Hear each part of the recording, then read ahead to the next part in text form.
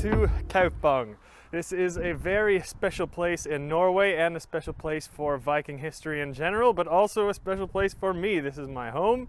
This is where I've been every summer. I lived a lot of different places in the world growing up, but every single summer we were back here. I lived just on the other side of those woods there, visiting our grandparents, and we still live here, and we have lived here for as far back as we have records. Now, this particular area was maybe one of the most significant cities in the whole Viking Age too. It is also a very important place with some cool history information, so I'm going to tell you guys all right now. So first, we have to say that this is actually one of the largest and earliest trading centers in all Scandinavia, and it is actually the largest city that was ever unearthed in Norway in all the archaeological digs. Of course, it could be bigger, but this is at least the one where we have proof that it was as big. How many people lived here? Well, only about 1,000. That doesn't seem like a whole lot, but for back in the Viking Age, this was the capital city. This was the center of Norway, maybe even the center of Scandinavia when it comes to trade and influence. In fact, one of the great ruling areas was at Skidingshall, just up the road there in Kjølling, and that is where the Yngling dynasty was said to first come to Norway and set up their rule. Those are the Ynglings, those are the people descended from Freyr and Odin. And Harald Fairhair was said to be born right up there where my family is from, and also his father, Halfdan the Black, and a lot of other very significant people in the Norwegian history. So we're just taking a break from Kaupang for a second, showing you Skidingshall. That's how it would have been pronounced in Old Norse, but in modern Norwegian it's Skidingshall. As you can see, there's pretty much nothing here now. It's just a couple farms. But back then, at a certain time in the Viking Age, this would have been the biggest and most extravagant ruling and trading center in all of Scandinavia. And Kaupang was the major port, just a couple kilometers down the road, like I mentioned. So back to Kaupang. So just to start out really quickly, we are going to look at a map of the area. We are here right now at the basic tip of the town. Now the town would have been right here along what is now a road where I'm going to show you. And like I said, this is not really a big area. Like you can see here, it probably only goes for a couple hundred meters. But these are where the houses were. Now the trading center is in the harbor right there, and it would have looked something like this. Now there's almost nothing here yet today. They have done some digs, but pretty much nothing left from the Viking Age except for a few grave mounds, which are very important, and that's what I'm gonna try and take us to right here. We'll take a look to the cemetery, and I'm gonna speak about some spiritual things because, you know, this channel, I don't like to just speak about useless history. Yeah, see here, all kinds of games, only open from June until August, and you can learn different things, and they also have a little summer school here. Vad tror du vikingene spiste mest av?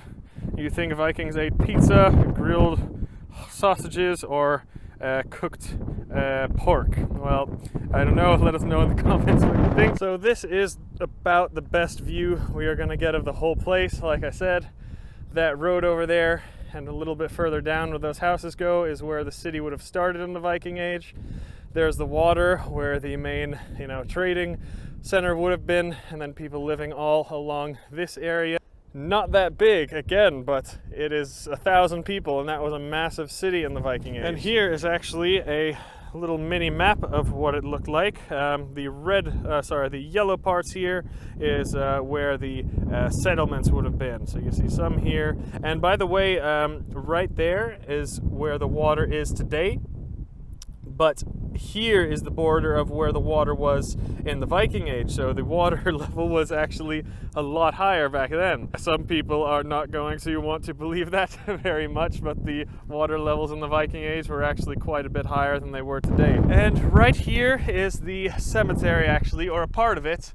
Again, here it doesn't look that big, but I think there has been something like 70, 80 graves found here, and there have actually been over 100,000 things found here. Everything from jewelry to tools to goods traded from all over Europe, really, and I think they've even found some things from the east too. So this, like I said before, was one of the most significant trading centers in all Scandinavia for a certain time.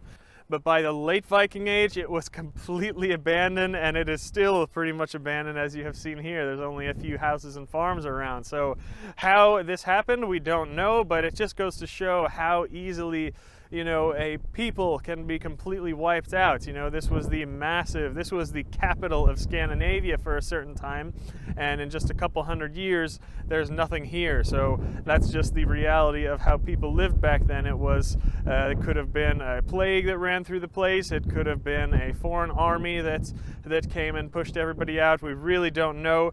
The legend is around here, though, at least what the older generation will say, is that all the Norwegians here got sick of all the foreigners bringing their bullshit in, and they kicked them all out, because we still have settlements further inland, like Kaupang, and further into Larvik and up towards Sandefjord and all things like that I'll show you on the map here. But this place was the actual center of the Viking Age, and it was completely abandoned. So that could be possible too, but we really don't know why and exactly when it was abandoned. Again, here is a small part of the cemetery. This was probably a very, very important grave. Oh, that looks very old. That looks like a Celtic, you know, kind of burial thing almost.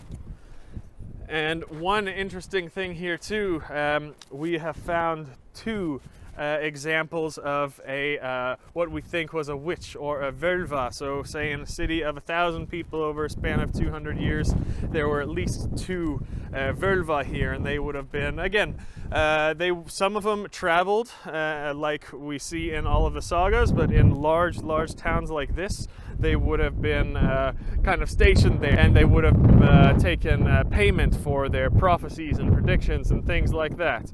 Speaking about magic, I have done some utiseta here. I do not like to do utiseta, and I would warn against it for all of you. Definitely do not do it unless you are 100% sure who lies there. So this is one of the few places in the world I've actually done it, because I know that at least some of my ancestors are going to be buried here, and I would be at least somewhat welcome in some of these grave mounds. So you can see there, here's a few cemetery over across the street. I'll take you to one too. And then over here we see some large burial mounds, and I'll try and get an angle of it for you from the other side of the street too. But those were probably quite large ships, so it could be kings or chieftains or something buried in there.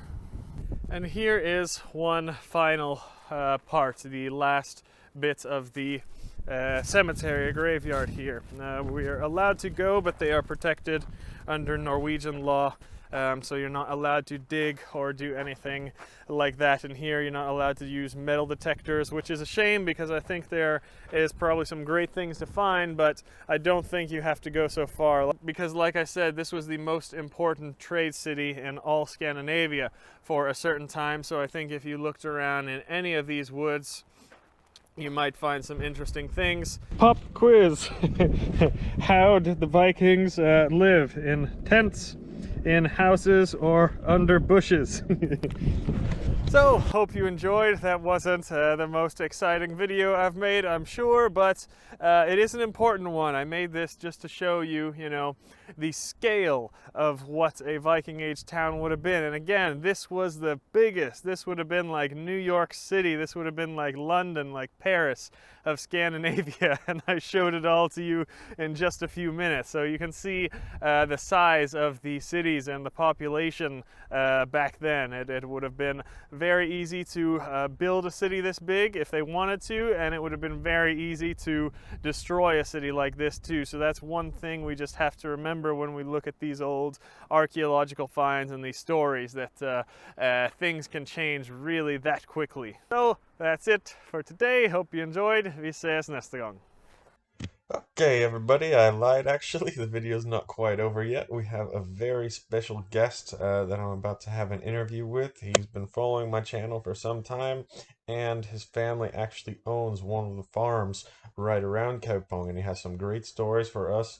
I started filming, but the battery cut out too early, so no video for you, but I've got a beautiful picture of a couple very old oak trees in the background here, and we're going to ask him some questions that we would not be able to find in history books. So here we go. Just an extra little addition to this video. I found a friend here who has followed the channel for a little while. His family, I should say, owns some of the farms around here, and he's going to answer a few questions for us. So thank you for being here, Ewan. Hey.